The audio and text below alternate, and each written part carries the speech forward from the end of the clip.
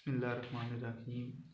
आज हम chapter number 6 start करते हैं, पेपर 1 वेक्टर्स एंड स्केलर्स।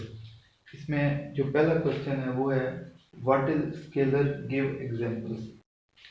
तो स्केलर एक ऐसी क्वांटिटी होती है जिसका सिर्फ मैग्नीट्यूड होता है, यानी कि इसकी डायरेक्शन नहीं होती। आंसर होगा scalar is a quantity having only magnitude and no direction. इसकी कोई डायरेक्शन नहीं होती, सिर्फ इसका मैग्नीट्यूड होता है। एग्जांपल जैसे लिखी हुई है, स्पीड हो सकता है, टेम्परेचर हो सकता है, इसके अलावा लेंथ, टाइम, वॉल्यूम।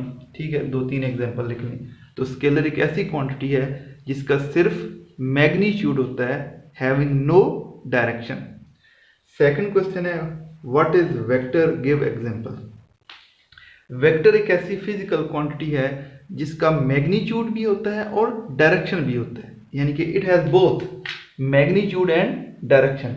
इसकी जो एग्जांपल्स हैं वो हो सकती है डिस्प्लेसमेंट, जो एक ख़ास सिमत में फासला होता है उसे डिस्प्लेसमेंट कहते हैं। वेलोसिटी होगी, इसके अलावा फोर्स है, एक्सेलरेशन है, वेट, ये सारी जो चीज़ें हैं, क्वांटिटीज हैं, ये वेक्टर्स होती हैं क्योंकि इनको बयान करने के लिए मैग्नीट्यूड और डायरेक्शन दोनों चाहिए होती हैं। थर्ड क्वेश्चन जो इम्पॉर्टेंट है मैथमेटिकल के लिहाज से कि इसमें से रिलेटेड क्वेश्चन आते हैं, वो है जी what is unit vector. Unit vector एक ऐसा वेक्टर होता है जिसका मैग्नीट्यूड 1 होता है, यूनिटी होता है, तभी इसको यूनिट वेक्टर कहते हैं। इट्स मैग्नीट्यूड इज यूनिटी, यानी कि 1। एक चीज़ ये होगी, अब अभी हमने एक पढ़ा है वेक्टर, फिर हमने मैग्नीट्यूड पढ़ा है और अभी हमने यूनिट वेक्टर पढ़ा है। इन तीनों को लिखने के तरीके देखते हैं जी। किसी भी वेक्टर को लिखने का तरीका ये होता है कि आप वो अल्फ़ाबेट लिखें और उसके ऊपर एरो डाल दें। ठीक है, ये वेक्टर ए लिखें, बी लिखें, सी, जो भी वेक्टर होगा उसके ऊपर इस तरह का एरो आएगा, वो शो करेगा ये एक वेक्टर है। सेकंड है जी मैग्नीट्यूड। इसी वेक्टर ए का अगर मैग्नीट्यूड लिखना है, मैग्नीट्यूड ऑफ वेक्टर ए, उसको लिखते हैं वही वेक्टर वाला साइन और दोनों तरफ इस तरह वर्टिकली लाइंस, ये शो करता है कि हमने वेक्टर ए का मैग्नीट्यूड लिखा है। ये 2-3 चीज़ें अच्छी तरह समझ लें, आगे यूज होंगी। नंबर 1, वेक्टर कैसे लिखना है, इस तरह कि आपने वो अल्फ़ाबेट लिखना है, ए है, बी है, सी है, ऊपर एरो आ जाएगा, ये होगा वेक्टर। इसी वेक्टर का अगर मैग्नीट्यूड लिखना है वो होगा, यही वेक्टर लिखें, दोनों तरफ वर्टिकल लाइन इस तरह, ये कहलाता है कि हमने वेक्टर ए का मैग्नीट्यूड लिख लिया है। इससे तीसरी चीज आती है कि हमने इसका यूनिट वेक्टर कैसे लिखते हैं। Unit vector of vector A is equal to, उसको लिखते हैं जी, ए लिखें और ऊपर कैप, इस तरह ये अलामत, इसको कैप बोलते हैं, ये हैट कह लें। ठीक है जी, हैट। ठीक है, तो ये यूनिट वेक्टर लिखने का तरीका है, ए हैट। तो हमने वेक्टर इस तरह लिखते हैं, मैग्नीट्यूड ये हो गया और यूनिट वेक्टर ये हो गया। ये तीनों वेक्टर ए के हैं। वेक्टर ए को लिखने का तरीका, उसके मैग्नीट्यूड को लिखने का तरीका, उसके यूनिट वेक्टर को लिखने का तरीका। नेक्स्ट ये है कि इन तीनों के दरमियान तल्लक क्या है।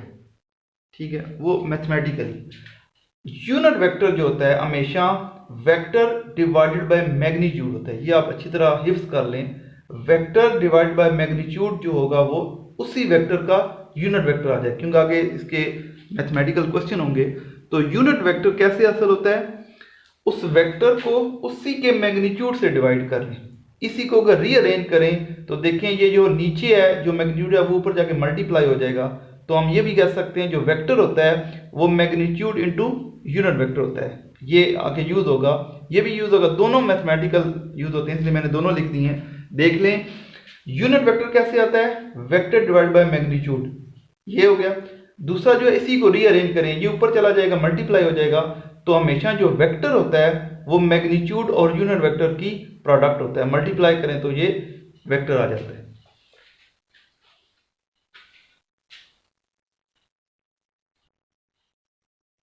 अच्छा जी, नेक्स्ट क्वेश्चन 4 है, उसमें वो कहता है जी find the formula for magnitude of the vector r is equal to x i unit vector plus y j unit vector plus 2k unit vector. अब इसके मैग्नीट्यूड का फार्मूला, तो फार्मूला होगा जी i यूनिट वेक्टर का जो magnitude है x square plus y square plus z square और square root. ठीक है, तो x square plus y square plus z square का स्क्वायर रूट, ये हमारे पास जो भी वेक्टर होगा उसके मैग्नीट्यूड का फार्मूला होगा। Question number 5, find the magnitude of the vector. एक वेक्टर दिया हुआ है, इसको हम लेट कर लेते हैं, वो ए के बराबर है, इसका हमने मैग्नीट्यूड निकालना है, ये मैग्नीट्यूड निकालना है। अब फार्मूला क्या था, आई के साथ जो है उसका स्क्वायर, जे के साथ जो मैग्नीट्यूड है उसका स्क्वायर, और के के साथ जो है यानी कि एक्स वाई और जी तीनों का स्क्वायर, और फिर स्क्वायर रूट। -2 का स्क्वायर 4, -4 का स्क्वायर 16, 3 का स्क्वायर 9, 4 और 16 20, और +9 29। तो ये इसका स्क्वायर रूट लेगा, हल नहीं होता मजीद।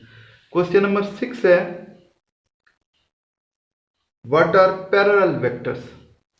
इनके दो वेक्टर्स हैं, वो पैरेलल कैसे होते हैं। अच्छा जी, अगर वेक्टर ए वेक्टर बी के इक्वल हो, इनके ए इज इक्वल टू बी हो, फिर वो होते हैं पैरेलल वेक्टर्स। इस केस में देखें, वेक्टर ए तो है, अब बी के साथ अगर 1 है तो वो ए इज इक्वल टू बी हो जाएगा। अगर A is equal to 2b हो तब भी वो पैरेलल है, लेकिन ये है कि मैग्नीट्यूड उनके बराबर नहीं है, लेकिन वो हैं पैरेलल। तो इस केस में हम लिख सकते हैं कि अगर वेक्टर ए के बी के बराबर हो, अब के क्या है, नॉन जीरो स्केलर नंबर, यानी कि ये 1 भी हो सकता है, 2 भी हो सकता है, 3 कुछ भी हो सकता है, -1 -2 भी हो सकता है। पैरेलल का मतलब है कि दोनों वेक्टर ए जो है ना वो आपस में सिर्फ पैरेलल है, मैग्नीट्यूड एक का ज्यादा एक का कम हो सकता है। इवन एक वेक्टर इधर है, एक वेक्टर इस साइड है, तब भी वो पैरेलल है। वो एंटी पैरेलल होते हैं, लेकिन हम पैरेलल में फिलहाल पढ़ रहे हैं। तो अगर के पॉजिटिव नंबर है तो फिर वो पैरेलल होंगे और उनकी डायरेक्शन भी सेम होगी। अगर के एक नेगेटिव नंबर है, -1 है, -2 है, तभी वो वेक्टर पैरेलल होंगे, लेकिन डायरेक्शन उनकी अपोजिट होगी। तो ये पैरेलल वेक्टर्स होते हैं, ए और बी पैरेलल होंगे अगर A is equal to k B हो। के क्या है, some scalar number, non zero, ये जीरो नहीं होना चाहिए, नॉन जीरो स्केलर नंबर।